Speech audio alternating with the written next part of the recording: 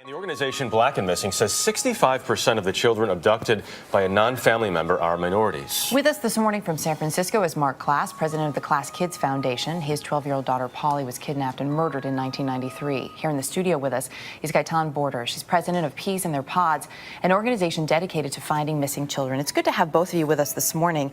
Marc, anytime there's a missing person, but obviously it happens more with children, there's criticism that it's the missing white kids or the missing white adults, specifically women, who tend to get the most attention. How much validity is there to that? Is it an accurate criticism? Yes.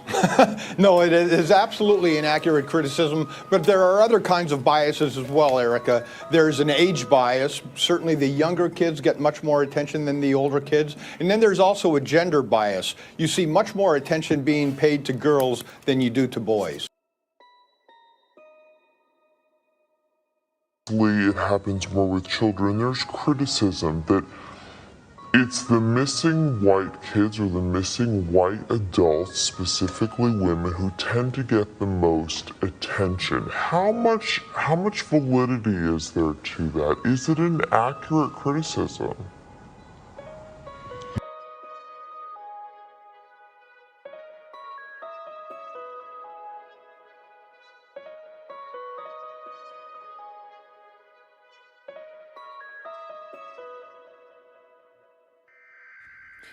Once upon a time, we used to have television alerts, these annoying kind of scary things that would pop up in your while you were watching cartoons or your favorite telenovela, whatever that was, right?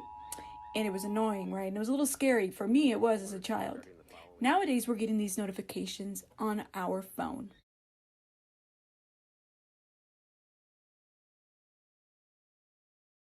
Good morning. How's everyone doing? Let me pause this for a minute. So, wow, we got a lot of people on the chat. Shout out to you guys on the chat.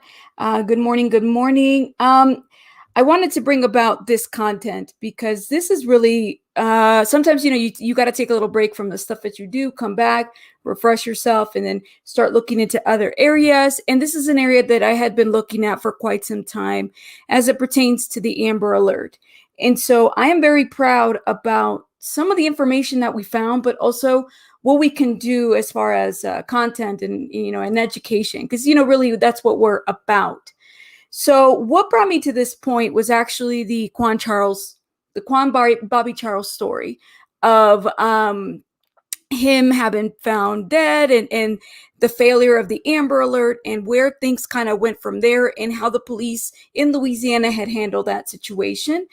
And I thought, I'll tell you, I don't know if anybody on the chat and if you guys can co-sign this, but if you guys remember the child abduction alerts on the television, where you would be so focused on watching whatever, and then this thing pops up, and it was kind of creepy and scary because you'd have like that public broadcasting.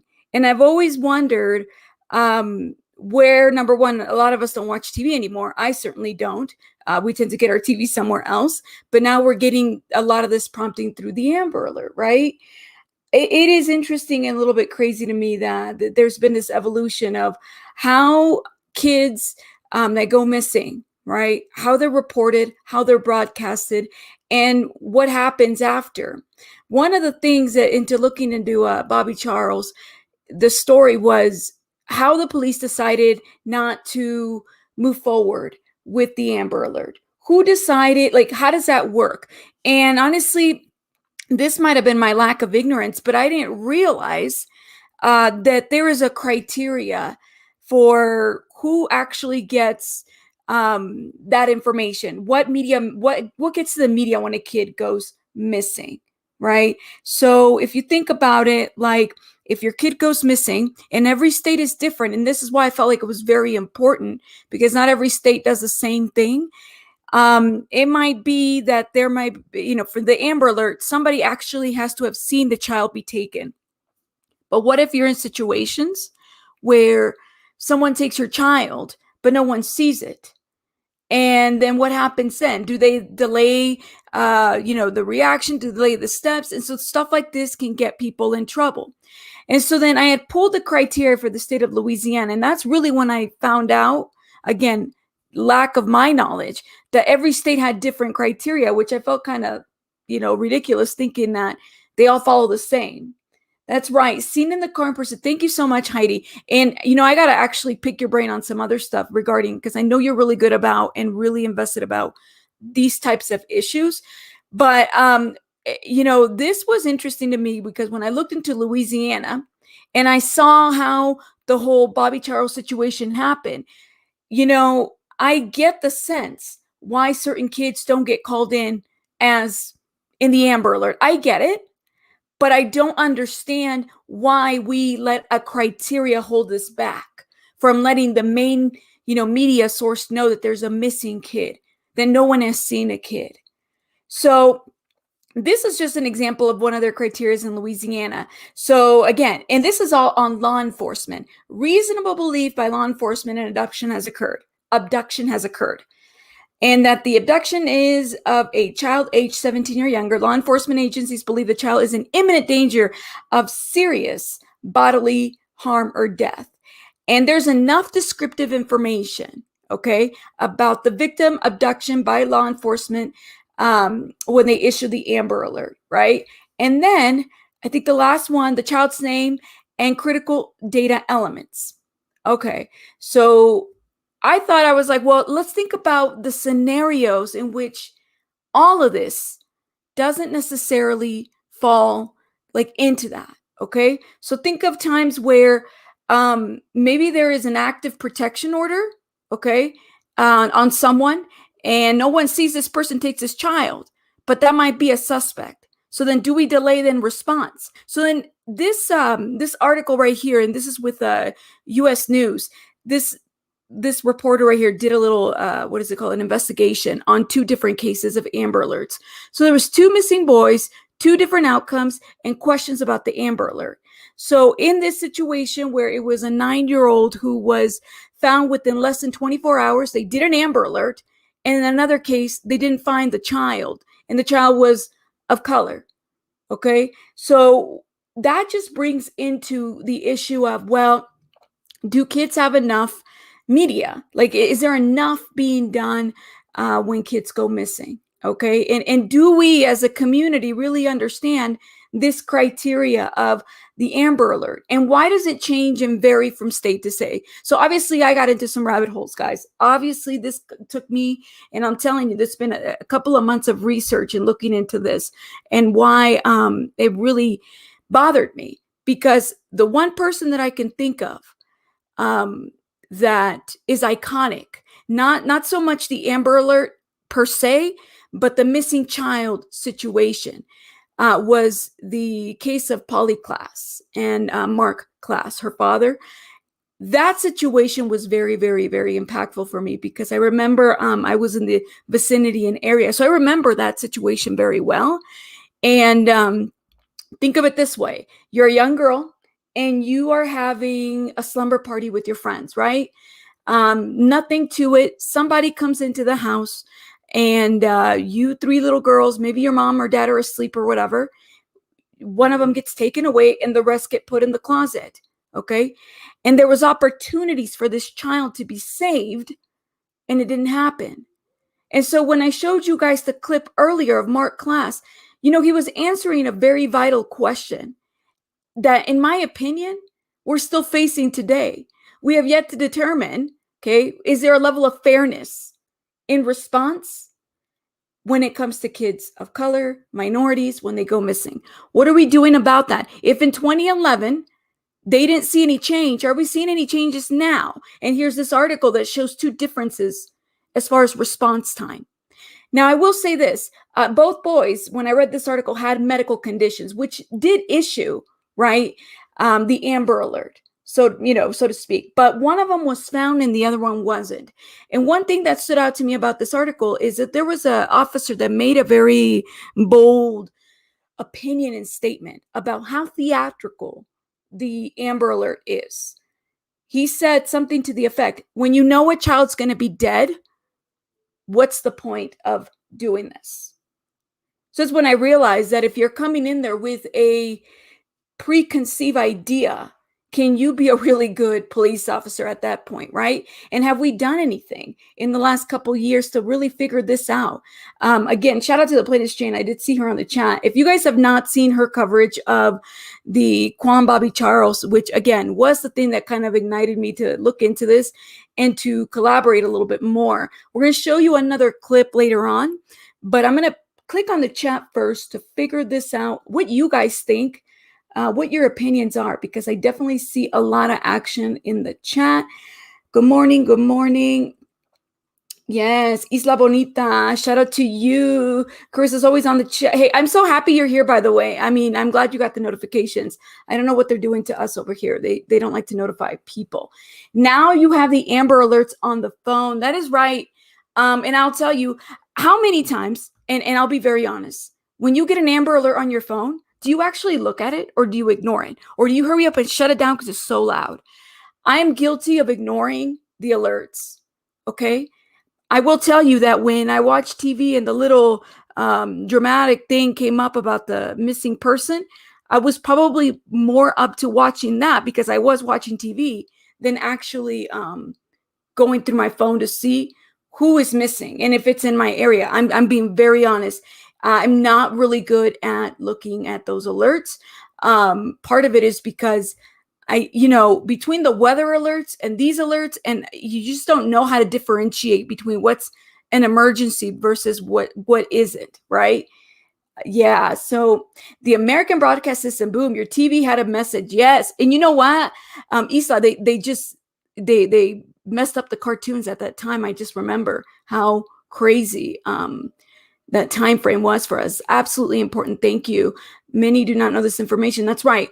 So and I will reiterate again, every state has a different criteria for the Amber Alert. So note, if your child goes missing, that doesn't mean that immediately they're going to have an Amber Alert.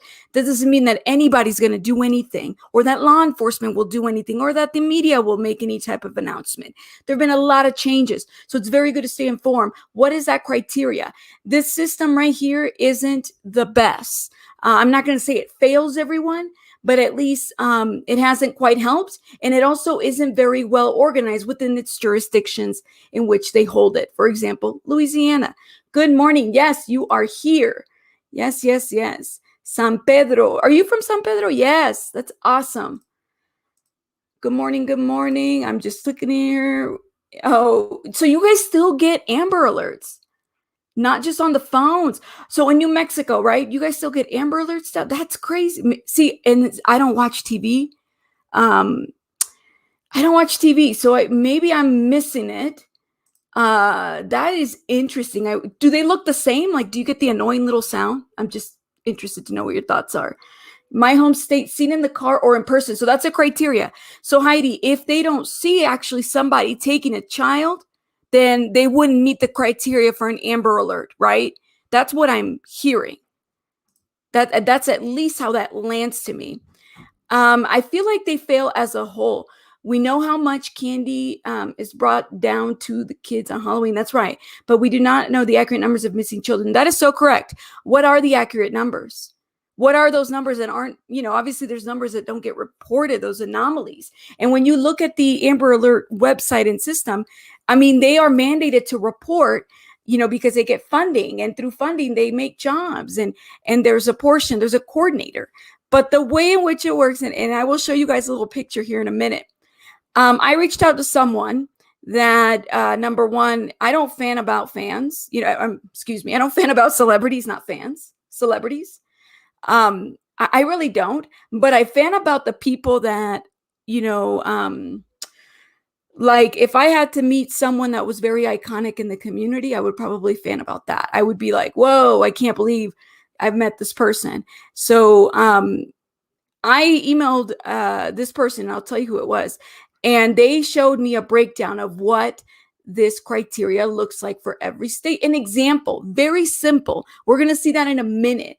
But you're right, there is no accurate number. If the family doesn't contact the news media, they are in trouble if no Amber Alert is issued. See, and then I thought, I was under the impression that they had to, that the police had to contact the news media before anything. So, I mean, that's interesting. That point is very interesting. You will never find the total number of missing kids from the FBI. They don't keep track. Wow. They give you convoluted numbers and percentages that don't make sense. It's very true. What makes a number, right? So if a kid's been gone for X amount of years, is that a number? If somebody sees that person once, is that part of their number? That is a very good point. I would agree. Yes. Yes, they accused him first, then they realized that it was his neighbor. Yeah. That was a very sad case with Marc Klaas and Polly Klaas, guys. I just recommend you guys to look into it. But before you look into it, you got to watch our stuff, because this is going to be an interesting little quick series that we're going to drop different areas. Shout out to you. I'm just clicking on the chat. Make sure I don't miss any comments. I had no idea African-American children are the highest percentage of missing children. And mind you, this was in 2011. Has it changed since? What are the numbers? You know, Mr. Klaas was there saying how there is a huge, there's knowledge that there's some kids that just don't make it to the media. We know that, okay? So then what does it take? What does it take? If you have kids, you need to know what is the criteria of your state.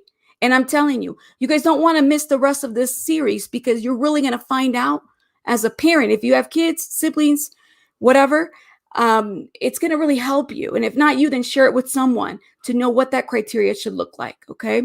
Yes. Thank you. Many children and people in general are missing reservations. Yes. Reservations is another thing that, oh man.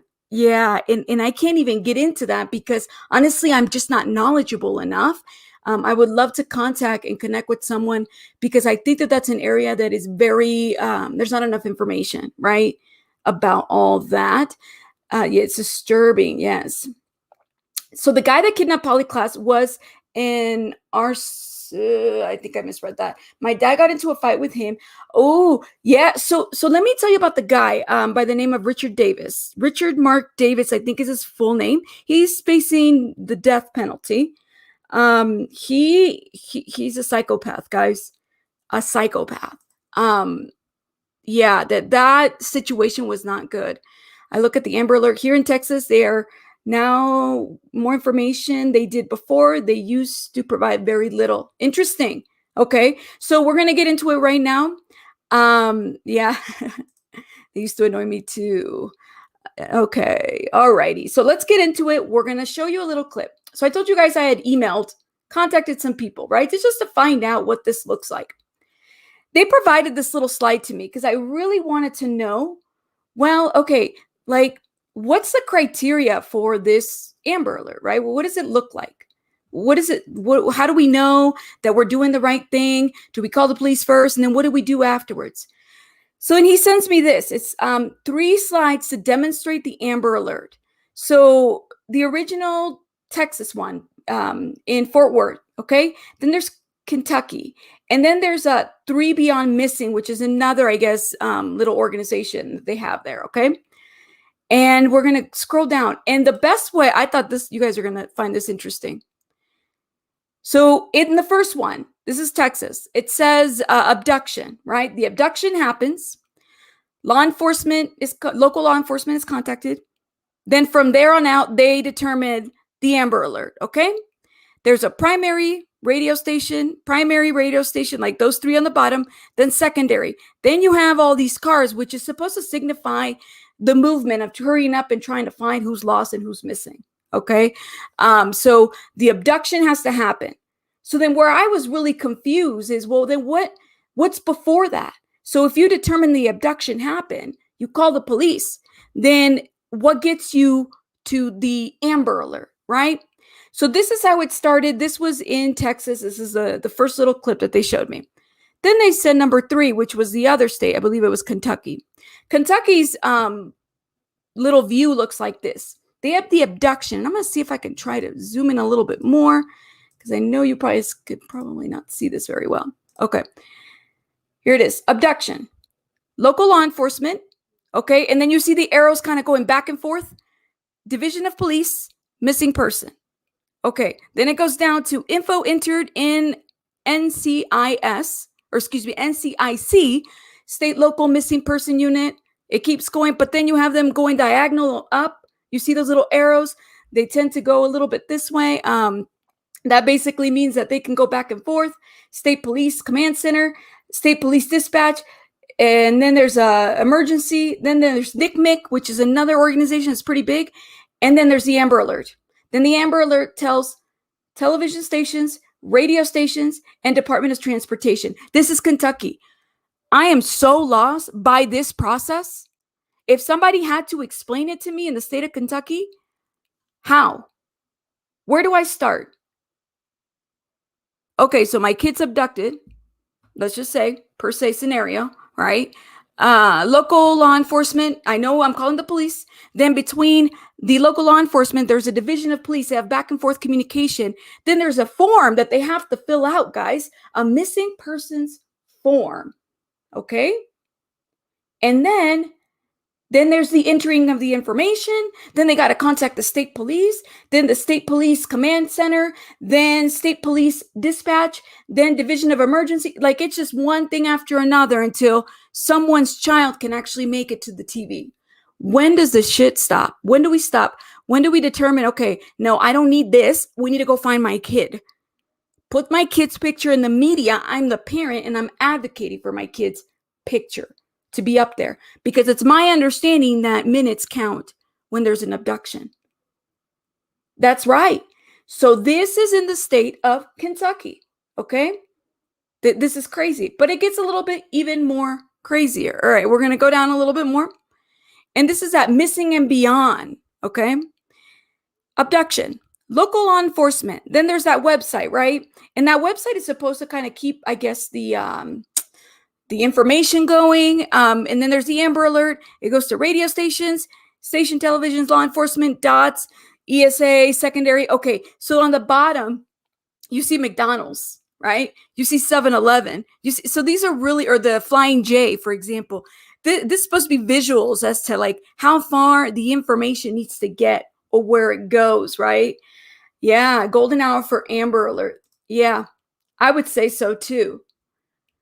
I think it's a great idea. But let me tell you, so all of this convoluted process over trying to figure out how to get your kids' information out there for the media to know about it because they're missing.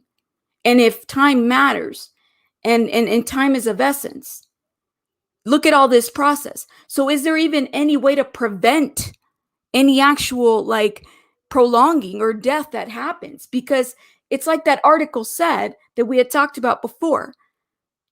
If an Amber Alert's out there, it's almost like you're looking for a dead child at this point.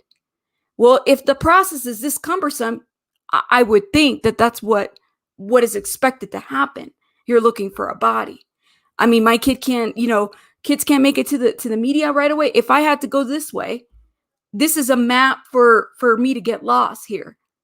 Somebody explain this process to me. That's really what I need. That's right. No sense of urgency. So it goes back to this, Heidi, like if the criteria is someone had to have seen him being taken, okay, or pulled into a car or whatever, what happens in situations where that's not the case?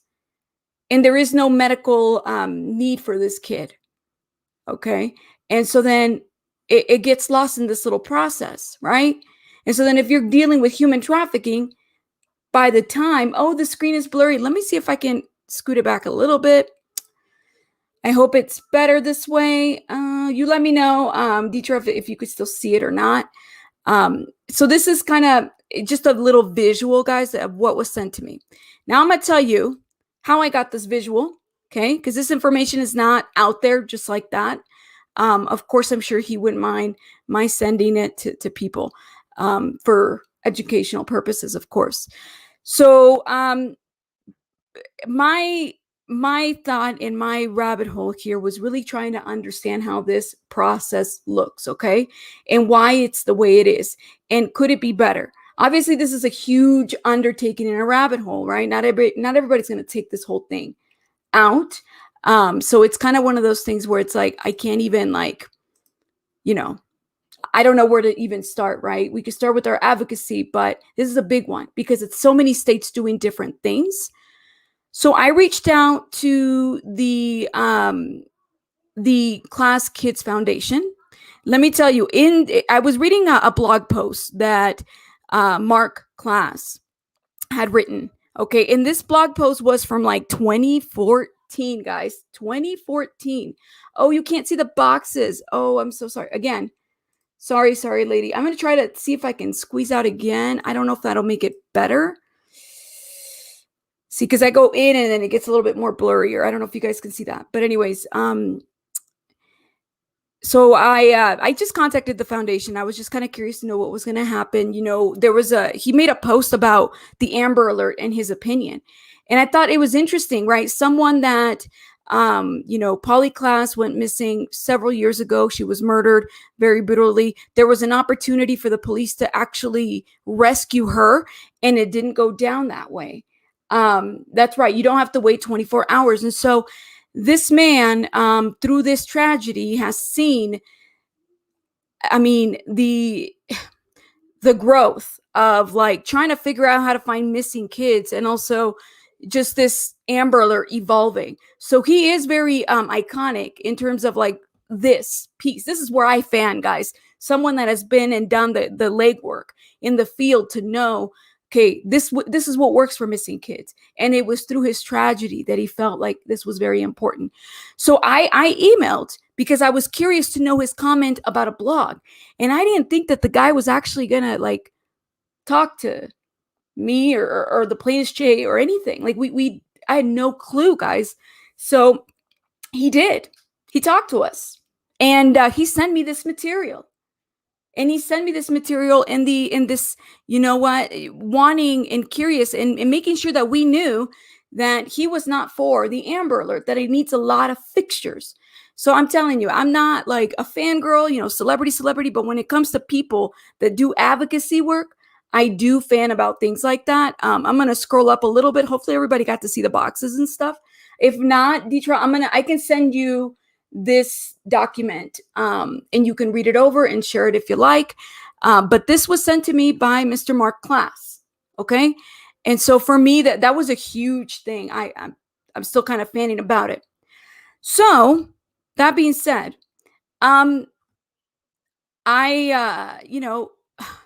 wanting to understand his stance about this Amber Alert, asked him if he would interview with us.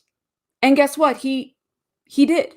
He interviewed with us, guys. So I'm going to show you the part 1 of that interview, and we're going to cut it into a couple pieces because it's a very lengthy interview. But me, as a rabbit, I mean, this was a huge thing, guys. I could probably sit down and interview just about anybody, celebrity-wise. Tell me to interview someone huge, and I wouldn't fan as crazy as I would if I was someone that, has been in there and done things in the community and has been, advocating legislatively, different things. That's where I fan a lot, guys. So I'm going to throw this clip in here, and this will be the last clip, but we're going to come back and chat about it a little bit more, okay? In 1993, when my daughter was kidnapped, I was running a car rental franchise in a luxury hotel in San Francisco. And on the evening of October 1st, 1993, I had a brief conversation with my daughter, Polly, on the telephone. She lived with her mother in a city called Petaluma, which is about 30 miles north of where I live.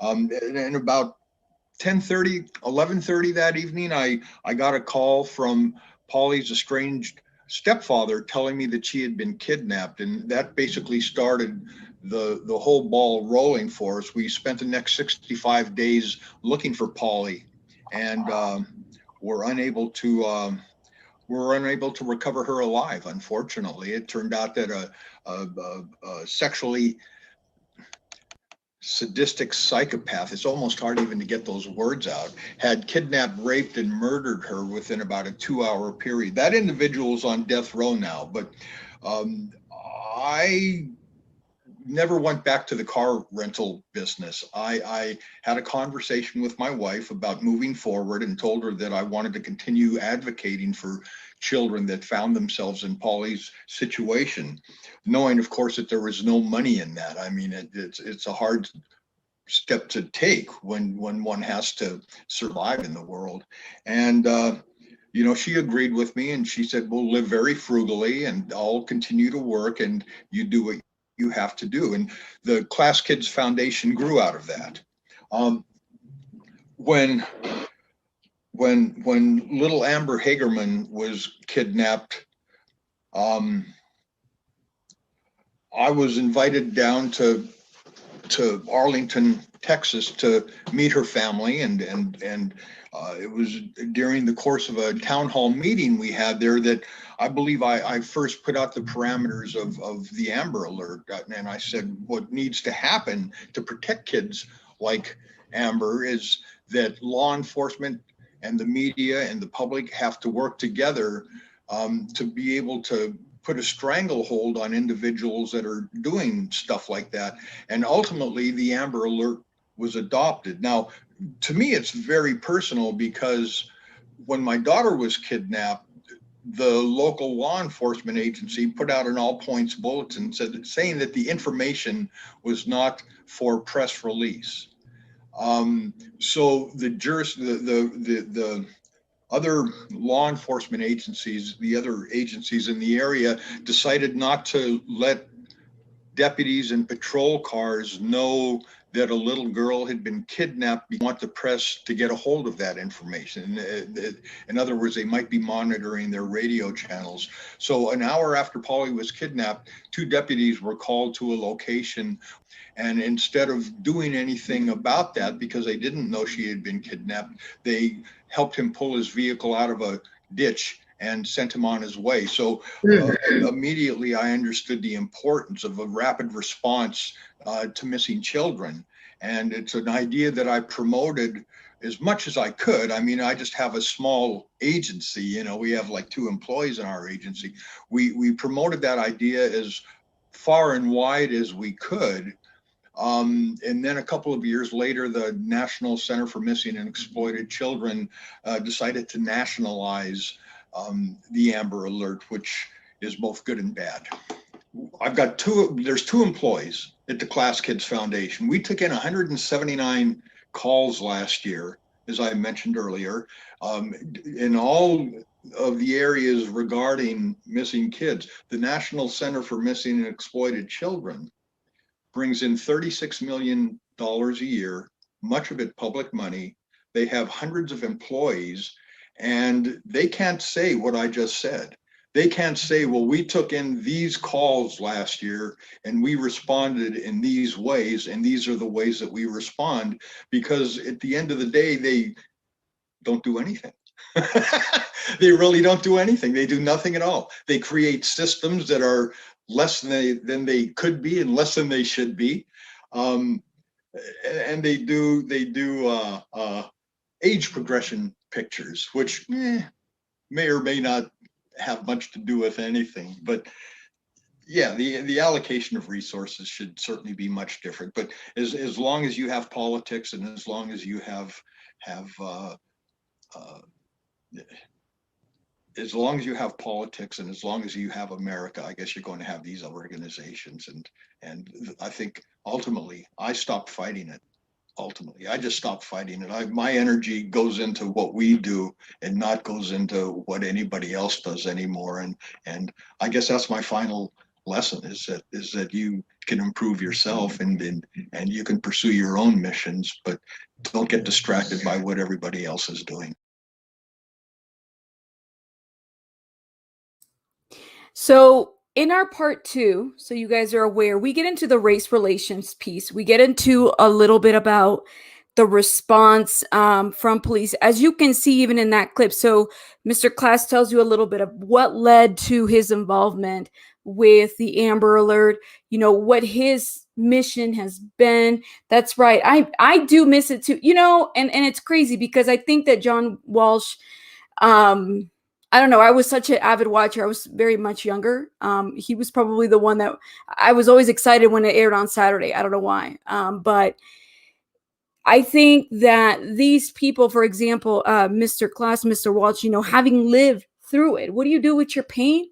You make something and you do something about it. And I even was touched by the fact that he said, there are systems, people make these systems and they complicate things, right? But he didn't allow all that to be the thing that would get him, to where he needs to go, which is really protecting kids, helping families. I very much appreciated that.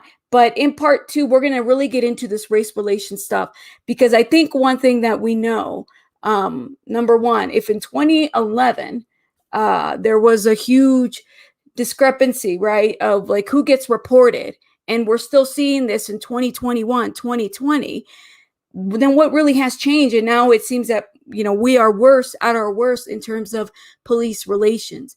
But the thing about Mr. Klaas, and I don't know, ThePlainestJane could probably attest to this, is he's a pretty down-to-earth guy. It felt like a conversation more than an interview. I don't know if you felt that way, Jane, but I very much enjoyed his informative piece. But there's so much more to this interview. This is just a portion of it. So of course we had to cut it to kind of give some context to it as to what brought us to research this a bit more. And I don't know, very cool guy, guys. And I think it's interesting because then you see kind of the age progression as well from 2011 to 2021, where he's at right now. You guys are going to be very much surprised to his responses tomorrow and the following day, because they're pretty touching. And also to know that your daughter could have been saved, but the people that were supposed to save her helped move the car, not knowing that the child was in the trunk. To me, that was very, very much disturbing, but I appreciate his time and his advocacy in the community, and the work that he's done, and recognizing, Black and brown kids they're not reported. Okay. They don't make it to the media. And this Amber Alert crap is very convoluted. Okay. I still don't know how to figure out who and what and who goes where and the way in which these people move. And all I'm worried about is my kid coming home. Right? I don't know. That's right. It was a very profound experience for him. He changed all of that. And I wish I could tell you more, guys, because it gets more into it. But this man has dedicated his life to this. And I had seen, and I mean, he goes around educating a bunch of, he goes to different schools, students, parents. He really tries to kind of put some awareness. And part of it has been community policing, is how do you bring the community closer so that there is some level of trust when we need to call someone missing. And if this is the process that they're using, that we're cooperative, but also that we're able to get our kid back, that we're being heard through this whole situation. Right? Yeah, the man is on death row. Yes. John is on ID. Yeah, he does have his own. That is right. He does. He has I forgot the name of it. But he's definitely using his first name for that show. And he goes through different shows that he had covered before, cases from America's Most Wanted. And there's a reenactment piece to this, but I have seen it. I just didn't remember whether it was Discovery ID. It sounds like it is. So that's awesome. What are your guys' thoughts? Definitely different content for sure, but this is content that we have been working on for quite some time.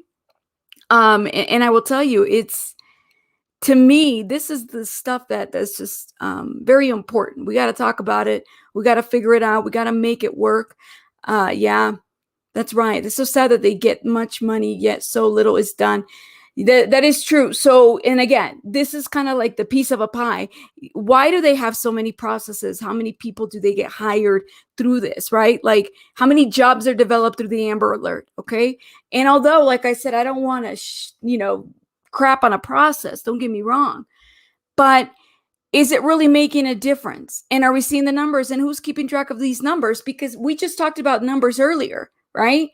That there's certain agencies that keep track of them and certain don't. So you got 2, 3, 4 different agencies keeping numbers. So who's right? Who's wrong? Right? I don't know. I would not know if somebody tells me go pull data of number of kids that have survived or have been returned. And the Amber Alert does have their own numbers. Okay. They do their own data. But I'm going to tell you this. One thing that I have learned is I believe in the independent reviewer, okay? Independent reviewer of information. So if I want to find out how someone is doing, I'm not going to, to me, I find it to be a little bit conflictual. If you use your own people to count versus if you hire someone from an outside agency to audit, to review as an independent reviewer, to determine if, hey, is this process working or not, right? I don't know how often they do that. I feel like if there's funding for that, grants, and all of that is federal, that's exactly what we need to be doing. The community should be independently reviewing their performance, their process, okay? Because it's like anything else. We have to make sure that it works. If it doesn't work, then we need to shut it down and figure out why it's not working. I don't know. Does anybody agree with that? I don't know. I should be careful because I might get shadow banned if I talk about some type of revolution or something through the Amber Alert. Yep. Let's see. That's right. The kidnapper had a very long rap sheet. Other kidnappings are included, a whole bunch of stuff. He should not have been free to harm kids and people. That is correct. He did have a huge rap sheet. Now, mind you, this was in the 90s. Obviously, we've made some progress, maybe a little bit. But it's, I just remember the 90s. Slumber parties, kids, very much, a free time to just be a kid and to note that if you were at that this stuff scared the crap out of me. You're there with your friends, your cousins, sleepover, and then somebody, with the knife is in there. And then you just go and you're never found. And then there's an opportunity that you could be saved and it doesn't happen. And that's exactly what happened with Mr. Klaas and Polly Klaas, who, she's not here. Someone took her. That's right. Yes. Thank you. We'll have to check it out. Should be National Agency for Missing Children. Yeah, there's several, right? There's NCMEC. There's NCMEC. What's the other one? The National Missing Person. What is the other one? There's like 3 or 4 of them. That's why I'm trying to understand, why do we have so many and what do they all do? And what jurisdiction reports to what? So those are the things that honestly, like, I get really stuck. Now, mind you, I started with Bobby Charles, trying to find out why somebody didn't call an Amber Alert for him. Okay. And then it goes into, when you look into another missing child, it's the same thing. Well, why didn't somebody? And it's always about, well, nobody took him. Nobody saw anything. So immediately, that's it. There is no actual call to action, and time is gone, and we know time matters at this point. And then you have this process that's like, I don't know. When I was looking at that map, it was like the boxes. It was like ordering a menu or something. It just didn't quite make sense to me. And that's the piece that we need to figure out. And what does your state look like? Does your state have a process similar to this? Because then, I don't know, we might be in trouble if that's the case, right? So we got to find out, what is that criteria for every state? Yeah, the data is so inaccurate. Yeah, it's so true. Yeah, disorganization, the police. Yeah, and the politics got it in the way. That is very true. How much of this is political? Thank you. How much of this is political, right? How much of this creates jobs? That's what it is, at the expense of someone's missing kid. And we're going to get into that, guys. I promise you, on the next part. You don't want to miss it. Share it, share it, share it, share it. If somebody in your group of friends, family, whatever, they are the junkies of, what is it? Crime stuff. Like, I totally am there. I know a lot of stuff in that area because I love it and I do dig into it. It's just like my favorite thing to look into.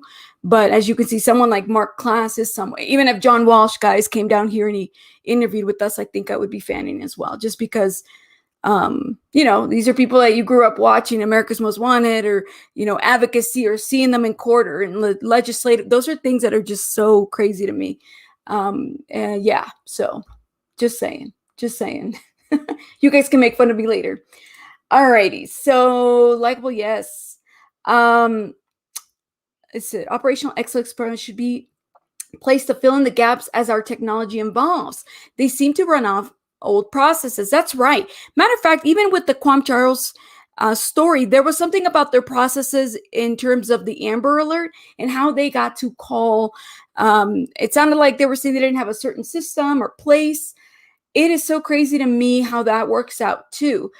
There are some police departments, okay, now funding is an issue, but see, if you're giving funding for a specific, say that the Amber Alert in your state gets a funding, why isn't then that funding being used for that technology, right? So if you're operating out of a brother's keyboard, typewriter, gosh, I'm thinking about a typewriter now, then you need a computer and you might need some Wi-Fi. Okay. So why wouldn't those be materials and or, tools that you would need to make sure you can get your Amber Alert done for your station?